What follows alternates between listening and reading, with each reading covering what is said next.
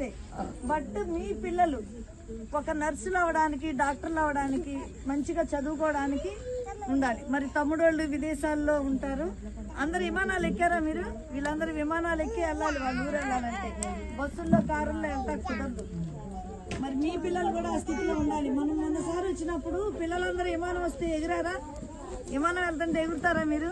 కానీ విమానం ఎక్కాలి, అర్థమైందా? మరి అలాంటి ఉద్దేశం ఉండాలి. ఇప్పుడు మరి అడియల్ ఇది అవి ఉండాలి కదా, కారులోనే వదిలేస్తారు. అవి మెరుపులు అవి తెచ్చాడు కదా. చదివించుకోవాలంటే అవి కూడా చెప్పండి. అబ్బాయిని డాక్టర్ చేద్దాం, అబ్బాయిని ఇంజనీర్ చేద్దాం అని చెప్తే జోన్సెట్ మీకు ఏం చేయాలనేది చెప్పింది. మీరైనా వచ్చిన కుర్రలో అయినా సరే నేను బండి మెకానిక్ అవుతాను, ఎలక్ట్రీషియన్ అవుతాను అంటే చెప్పాలి.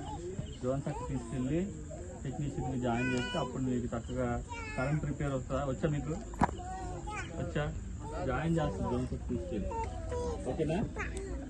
ఈ ఎలక్ట్రిసిటీ రిపోర్ట్ లేదంటే చిన్న చిన్న life skills, auto mechanic, life స్కిల్స్లో జాయిన్ అవ్వాలి.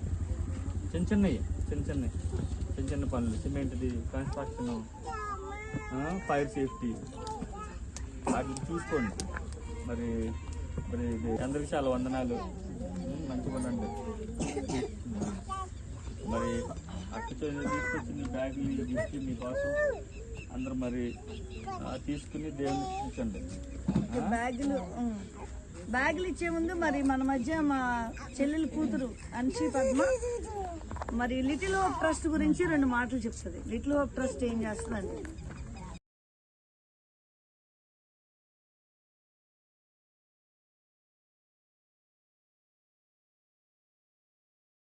నా పేరు అన్షి. ఇంకా లిటిల్ హోప్ ట్రస్ట్ మా పెద్దమ్మ.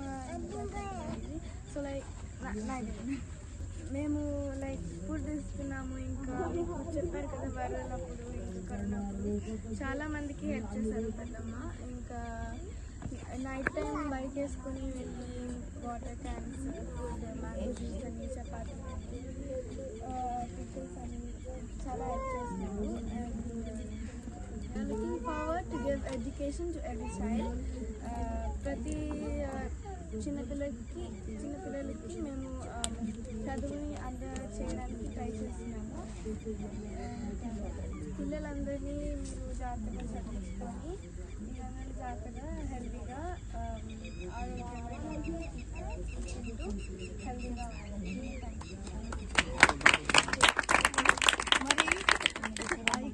పరిస్థితి ఎలా ఉంటుందంటే, పాస్టర్ గారు కానీ పాస్టర్మ్మ గారు కానీ పెనమలూరులో ఉన్నప్పుడు నేను ఒకసారి పాస్టర్ గారు ప్రార్థన చేస్తున్నా. మరి పగలంతా మరి డ్రైనేజీ పనులని, వరదల్లో డ్రైనేజీ పనులు చేశారా మీరు? జ్వరాలు వచ్చినాయి, జలుబులు వచ్చినాయి, అయినా లీవ్ లేకుండా డ్రైనేజీ పనులు, చెత్త పనులు చేస్తూ ఉంటారు. మీరు చేసే పని మీ పిల్లలు చేయకూడదు, అది మా ఆశ.